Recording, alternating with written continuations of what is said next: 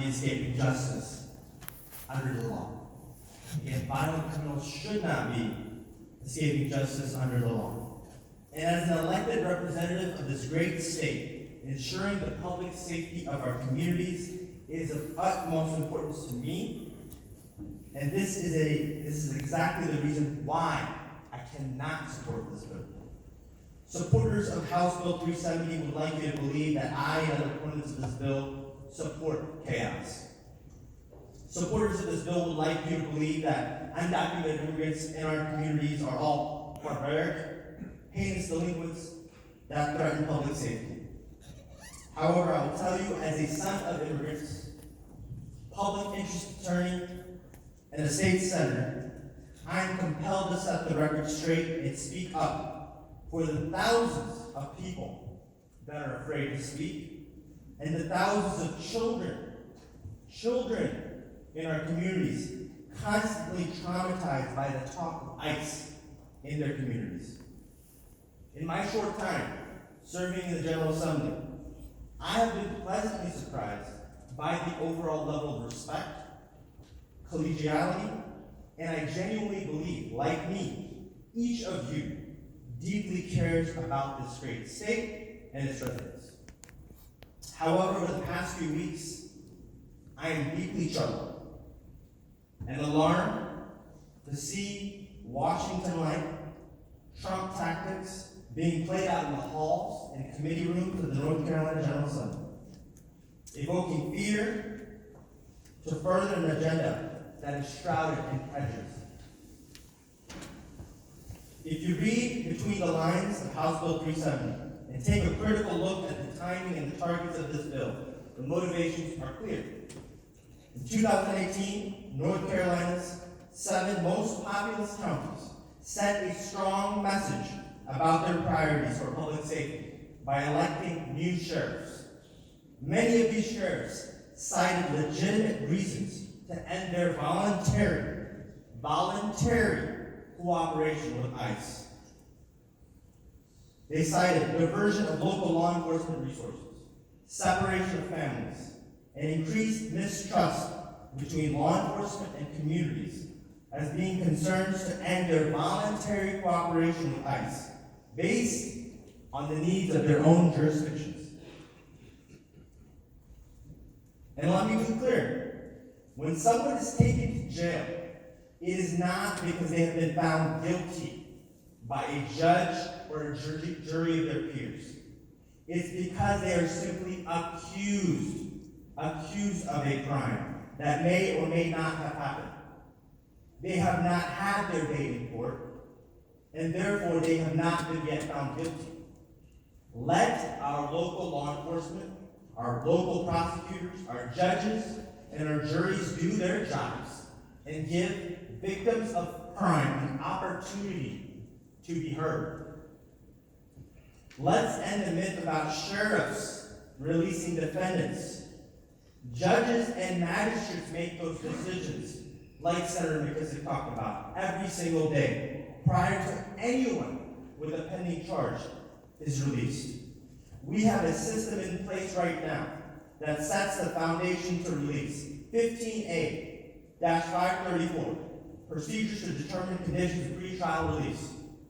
Factors that judicial officers must take into account: the nature and circumstances of the offense charged, the defendant's family ties, employment, financial resources, character, mental condition, the length of their residence in their community, and their record of convictions.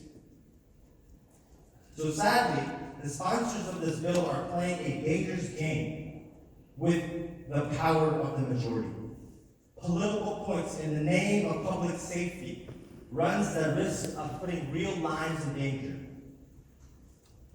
If supporters of this bill understood the fear-driven silence of victims that keep them from reaching out to police for help, if they understood that the real ramifications that House Bill 370 can have on our cities and our counties, instead of working together, instead of inspiring one another, instead of focusing on reducing the costs and expanding the access to healthcare, Instead of making sure that we have an economy in the state that works for all of us. Instead of making sure that we're restoring our rightful place as a beacon of hope when it comes to public education.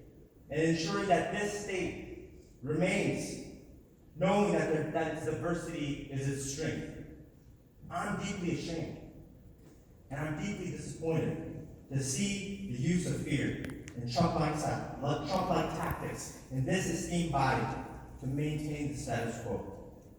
Sadly, I can personally tell you I've witnessed the negative ramifications of the use of fear as an attorney that has represented children and has had the opportunity to directly work with our immigrant families. I have heard the distraught voice of the child calling my office and asking me, Mr. Mohammed, when is my mother and father coming home? After being stopped for a broken taillight. I've heard the stories of the children that have had to hold their parents a little tighter and a little longer each day before they have to walk alone to a school bus stop, uncertain if they'll ever see them again. I've worked with undocumented parents to plan out and seek out guardians for their children if they don't return home someday. On both a public and a very personal level, House Bill 370 has the power to do far more harm than good to North Carolina. When did the party of small government, local autonomy, get into the business of federal immigration enforcement? This is the job of the federal government. Why should local taxpayers divert and subsidize our local hard-earned tax dollars to forcibly fund federal immigration enforcement? When did the party of small government decide to deputize our local sheriffs as federal agents? When I asked the committee how much the detention of undocumented immigrants in our county jails on behalf of ICE would cost our local and state government, I never received a clear answer. I was told it might, quote, cost $50 a day. Might. For this body. I guess cost analysis doesn't matter when we are building up our prisons instead of building people in North Carolina. Then there's the public safety aspect. In my conversations with local prosecutors, victims are so afraid of retaliation by law enforcement that they call immigration attorneys or seek out immigration attorneys before they call 911. Violent criminal defendants have walked because undocumented victims feared law enforcement. How are we ensuring public safety? How are we ensuring public safety when that happens? When crimes go unreported, that harms all our communities across this great state. For those reasons and many more, I cannot support House Bill 370, and I encourage anyone in this chamber with a heart, a mind, and a soul to do the same. Thank you, Mr. President. Further discussion?